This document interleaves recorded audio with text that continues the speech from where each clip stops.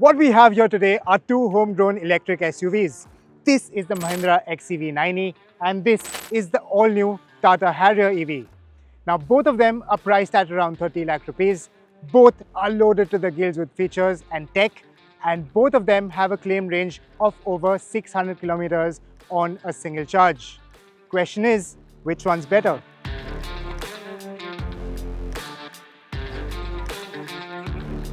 The Harrier EV resembles its ICE version, which means it's a well-proportionate, handsome-looking SUV. But don't let its looks deceive you. The Harrier EV is a completely re-engineered product. It is not just a mere derivative of its ICE version. And yes, it shares its body, the top hat, as well as certain interior parts with the ICE version. However, its floor pan, the suspension, and other components have been re-engineered to accommodate the electric powertrain. And where the ICE version is primarily front-wheel driven, this one is primarily rear-wheel driven. And the car we have here today is the dual-motor version, so it is an all-wheel drive version. And in this company, the Harrier is both wider and taller than the Mahindra XEV. But while the Tata Harrier EV's design can be classified as conventional, the Mahindra XEV's is far from it. In fact, this born electric SUV's design looks radical, it looks futuristic, and this car garners attention on the road like no other car in its price bracket. Of course, looks are subjective, but which design appeals to you more? Let us know in the comments below. Now let's talk interior. You really get a sense of the car's sheer width when you step into the cabin of the Harrier EV. What also adds to the fact is that the dashboard is horizontally oriented in its design, and that enhances the sort of width, the sort of space on offer. What I really like in the Harrier EV's cabin is this 14.5-inch QLED Samsung screen. It's really crisp and clear, and the user interface is very easy to understand. In fact, much easier than the Mahindra XEV 9e. Also, the 360 camera display is crisp and clear. Another really thoughtful function in the Harrier EV is the Land Rover-like digital inside rear view mirror. Now this doubles up as a camera display or a straightforward mirror. The Harrier also gets physical buttons to activate or deactivate the front seat ventilation. Why am I mentioning it?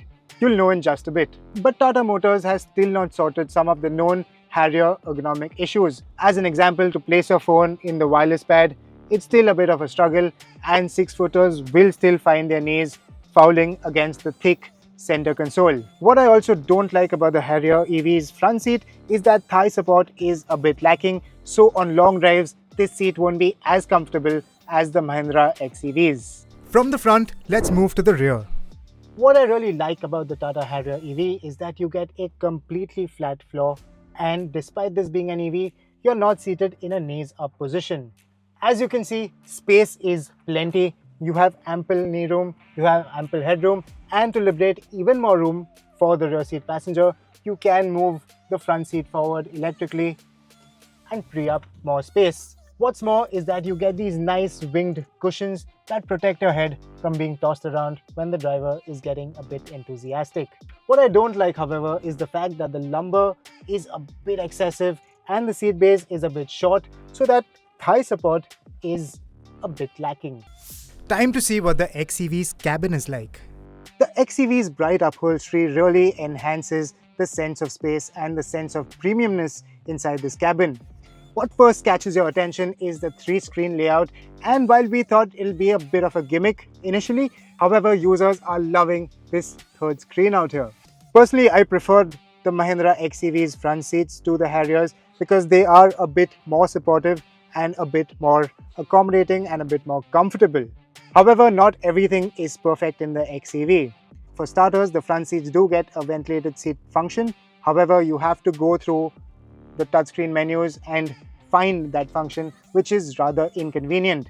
And speaking of inconvenience, the user interface of this touchscreen infotainment system is very, very confusing. I mean, simple functions are buried inside multiple menus, and you will have to spend a lot of time getting yourself acquainted with this user interface. One other small irritant are the haptic keys on the steering. Now, every time you try to access some function, you might just trigger the horn by mistake. And how is the Mahindra's backseat? An advantage of this born electric platform is that you get 90 degrees wide opening doors for easy ingress and egress. You also get a completely flat floor, and what's nice is that even the seat base is completely flat and it's wide enough to seat 3 abreast in comfort. In addition, the middle passenger will also get a head restraint, which is missing in the Tata Harrier EV. What's also nice is that you have good amount of space on offer. However, if you are on the taller side, your head might just brush against the sunshade. The rear seat passengers also have the option to recline the backrest to a more comfortable angle and gaze outside the massive panoramic sunroof. And if you are traveling at night, you'll also see this nice LED light pattern on your panoramic glass. Additionally, passengers have the option to adjust the front seat, although it's manually in this car, to liberate more knee room and more leg room. But if I'm being honest, the XEV's floor is a bit higher than the Harrier's, so you are seated in a slightly more knees up position than the Harrier. Having said that, there's good amount of thigh support, which is somewhat missing in the Tata Harrier. There are plenty of storage and phone charging provisions across the cabin on both cars. But how do these stack up in terms of outright cargo capacity? And on the topic of boot space, the Tata Harrier EV's boot space is much smaller than the Mahindra XEV's. As you can see, the boot floor is slightly raised, and that's because the rear motor is placed beneath, and you also get a space saver spare tire. Tata says that it has a maximum luggage carrying capacity of around 502 litres from floor till the ceiling. On the other hand, the Mahindra XEV, being a born electric car, has a completely flat floor despite having a rear motor underneath and also getting a space saver spare tire. Interestingly, is the Mahindra XEV that has a larger front loading area with a maximum capacity of 150 litres. Before moving on to their drive impressions, here's a list of all the equipment they pack in. As you can see, both are absolutely loaded with tech and new age features. The XEV though has a slight advantage with its advanced heads-up display and a third screen for the front passenger.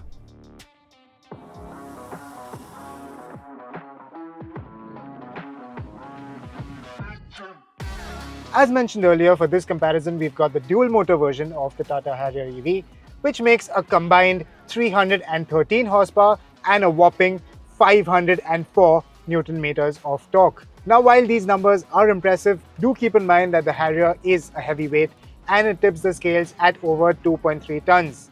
In this company, it is 134 kilos heavier than the Mahindra XEV. Despite that, in our performance tests, it was the Harrier that proved to be the quicker car. We recorded a very impressive 6.7 seconds 0 to 100 time in the Harrier EV. Mind you, the Mahindra isn't slow to 100 km per hour with a time of 7.4 seconds. Another point of comparison is that the Tata Harrier maxes out at 180 km per hour. It's 175 km per hour as per our GPS testing gear. However, the Mahindra XEV breaches the 200 km per hour top speed. The Harrier is very smooth to drive, and its ride comfort, especially at low speeds, is rather impressive. It is only on the open road that you can feel a bit of that vertical movement, a bit of that floatiness, particularly coming from the rear suspension. The Harrier steering too is quite pointy, and it makes this car feel quite sporty. With the handling and the chassis balance, it really infuses confidence in the driver to drive in a spirited manner. Body roll too is well contained, and there's a good amount of grip coming from all the four corners of this car. There's also a cool animation on the instrument cluster which tells you where the power is coming from. Now, for the most part, it is the rear motor which is in action.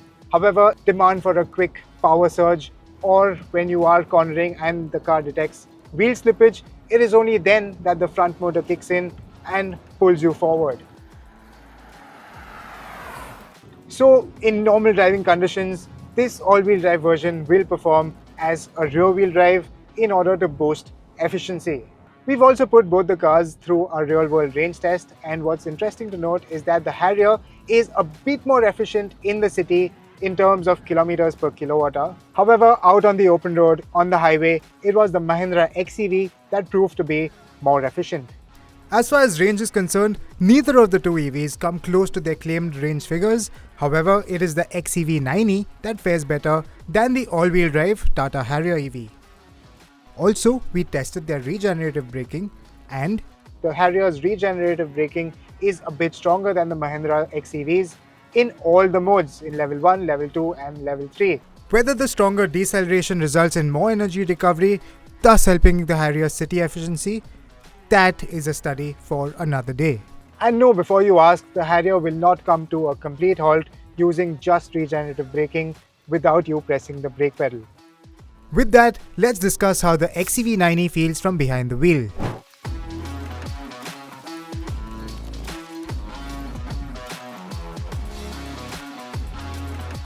Mahindra deploys a larger 79 kWh battery, and the XEV is only available as a two-wheel drive with a single motor mounted in the rear axle. So yes, the XEV is a rear-wheel drive. Now the first impression that you get behind the wheel of an XEV is how incredibly smooth and how easy it is to drive. And that is thanks to its super light but super precise steering. This variable gear ratio steering makes maneuvering the XEV a breeze. And what is truly remarkable is that despite having a longer length and a longer wheelbase than the Harrier EV, the XEV's turning circle is only 10 meters, or its turning radius is only 5 meters, which is truly commendable, especially considering the size of this car. Immediately, the XEV feels a lot lighter and a lot livelier than the Harrier EV. Well, the weight difference between the two cars is only 130 odd kilos. However, the XEV's motor feels a lot more energetic in the way it delivers its performance. And if you want to make that quick overtake, the boost function has you covered. But yes, the XEV is slower than the Tata Harrier to accelerate from 0 to 100, if only by a few milliseconds. Compared to the Harrier EV, there are 5 regenerative braking levels. Level 0, where the car will roll freely, and then there's level 3, where the regen braking is at its stronger setting. In addition, this car also gets a single pedal mode, where regen is at its strongest, and the car will also come to a complete halt without you pressing the brake pedal in the single pedal regen mode. The Harrier EV does get paddle shifters, whereas the XEV gets buttons to adjust the regen braking. Now, I think the paddle shifters is a lot more natural, a lot more convenient option.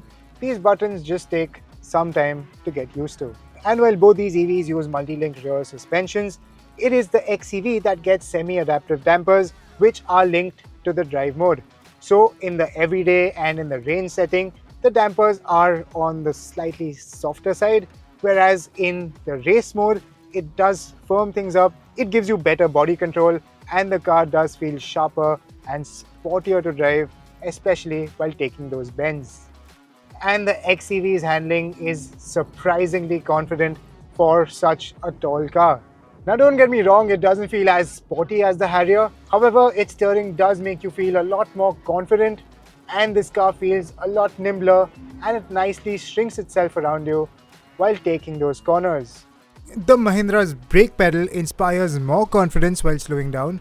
However, it is the Harrier's brakes which bring the car to a complete halt in a panic braking scenario in a shorter distance. We've discussed their performance, range, and what they're like to drive. But what about DC fast charging? One interesting factoid is that the Tata Harrier EV's 377 volt architecture accepts maximum DC fast charge at the rate of 120 kilowatt, whereas thanks to the Mahindra's 409 volt architecture, the XEV accepts charge at a maximum speed of 180 kilowatt.